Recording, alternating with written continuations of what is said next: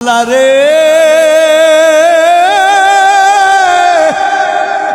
এই গুনাহগুলি নিয়া তোমার দরবারে কেমন করে হাজির হব আল্লাহ, বড় ভয় লাগে। অন্তরের ভিতরে বড় ভয় জাগে গো আল্লাহ। তবে আমি একটা কথা জানি আল্লাহ গো, মানুষ যতই গুনাহ করুক না কেন, মানুষের এই গুনার শেষেও তো তোমার রহমত আছে গো আল্লাহ।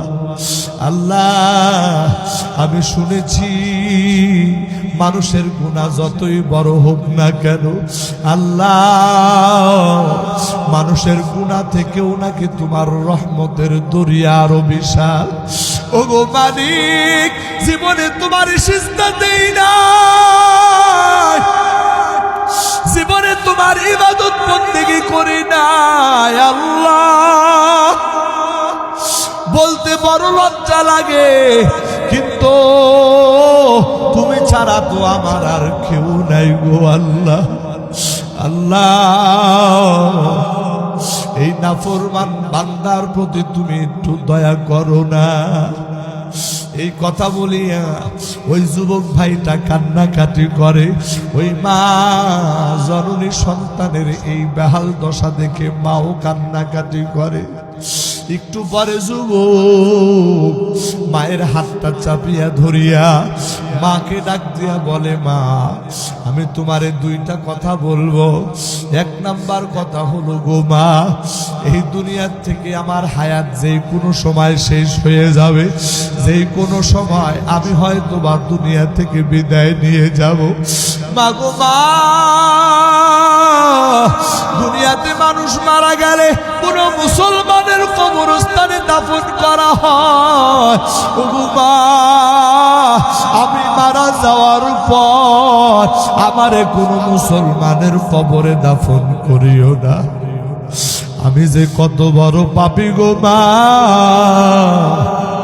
আমার পাপের কারণে কবরের মানুষদের আযাব বেড়ে যাবে। ও গো মা,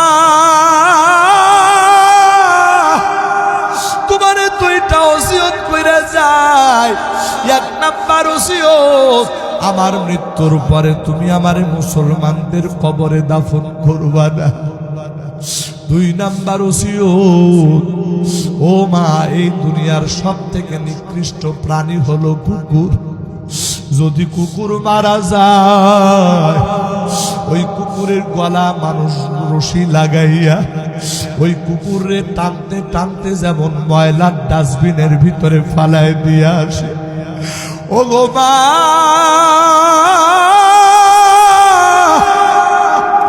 আমি তো ওই কুকুর থেকেও জঘন্য রে মা,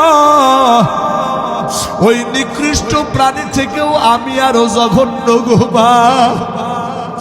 আমার মৃত্যুর পরে আমার গলার ভিতরে রশি টানায়া ওই নিকৃষ্ট প্রাণী কুকুরের মতো টানতে টানতে নিয়ে যাইবা এলাকার ভিতরে সব থেকে ময়লার বড় ডাস্টবিনের জায়গা। ওই ময়লার ডাস্টবিনের ভিতরে তুমি আমারে ফালাইয়া দিয়া দিবা। আমার প্রাণের ভাইয়েরা, একজন মা সন্তানের মুখের এই কথা শুনিয়া মা বরদাস্ত করতে পারে না, আল্লাহরে ডাক দিয়া বলে, আল্লাহ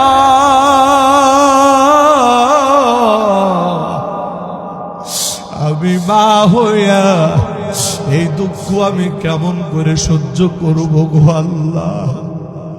আল্লাহ আমি আর সইতে পারতেছি না গো বাবু। এই ঘটনার পরে কিছুক্ষণ পরে ওই যুবক সন্তানটা দুনিয়া থেকে বিদায় হয়ে যায়। এবার মা পাগল পাড়া হইয়া আবার হাসান বস্তির দরবারে চলে আসছে। হুজুর গো, যেই সন্তানের তওবা পড়ানোর জন্য আসছিলাম, আমার সন্তান আর দুনিয়াতে বেঁচে নাই, দুনিয়া থেকে বিদায় হয়ে গেছে।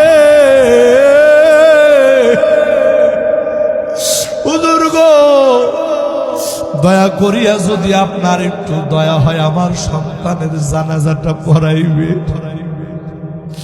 হযরত হাসান বসরি ধমক দেয়, বলে তোমার সন্তান জীবনে নামাজ পড়ে নাই, তোমার সন্তান জীবনে কোনোদিন কোনো নেকির কাজ করে নাই, সারা জীবন ভর শুধু মদ পান করেছে, গুনাহ করেছে। আর আমি জামানার হাসান বসরি হইয়া তোমার ওই মদখোর সন্তানের জানাজা পড়াইতে যাব, এটা তুমি ভাবলা কেমন করে? আমার প্রাণের ভাইয়েরা, ওই মা সন্তান যতই খারাপ হোক না কেন, মা তো মা, মায়ের মনের ভিতরে বুঝবানে না রে বন্ধু। ওই মা হতাশ হয়ে আবার বাড়িতে ফিরে আসছে। কি করবে? সন্তানের লাশটা নিয়ে মা বড় বিপদে আছে। ওরে বন্ধু, কিছু সময় পার হইতে না হইতে হযরত হাসান বসরি আলাইহি তার বাড়ির দরজায় হাজির। দরজার সামনে নক করতেছে, ভিতর থেকে আওয়াজ আসলো, কি? বলে আমি হাসান বসরি। এবার ওই মহিলাটা ডাক দেয়া বলে, হুজুর আপনি আমার বাড়িতে, কি ব্যাপার? হযরত হাসান বসরি বলে, তোমারে বিদায় দেওয়ার পর আমি মাত্র কাইলুলা করার জন্য দুপুর বেলা খাওয়ার পর সামান্য সময় বিশ্রাম নেওয়ার জন্য আমার বিছানার সঙ্গে যখন পিঠটা লাগাই দিয়েছি, আমার চোখটা যখন লেগে আসে অবস্থা, এই সময় আমারে আমার মালিকের পক্ষ থেকে আওয়াজ আসতেছে, ও হাসান, বলো তো দেখি তুমি আমার কেমন বন্ধু? অথচ তোমার এলাকার ভিতরে আমার একজন বন্ধু মারা গেল, অথচ তুমি নাকি আমার বন্ধু হয়ে বন্ধুর জানাজা পড়াইবা না। হযরত হাসান বসরি বলতেছে, আমি তাড়াতাড়ি লাফায় উঠে গেলাম। কি শুনলাম নিজের কানকেও যেন বিশ্বাস করতে পারি না। হঠাৎ করে মনে হইল তোমার সন্তানটা তো দুনিয়া থেকে বিদায় হয়ে গেছে। আরে আমার আর বুঝতে বাকি নাই আমার আল্লাহ কোন বন্ধুর কথা বলছে।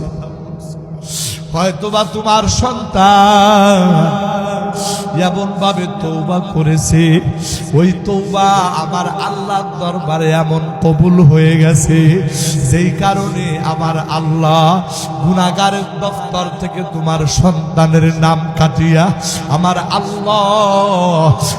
আল্লাহর বন্ধুদের কাতারে তোমার সন্তানের নাম উঠায় ফেলেছে। আল্লাহু আকবার, আল্লাহ।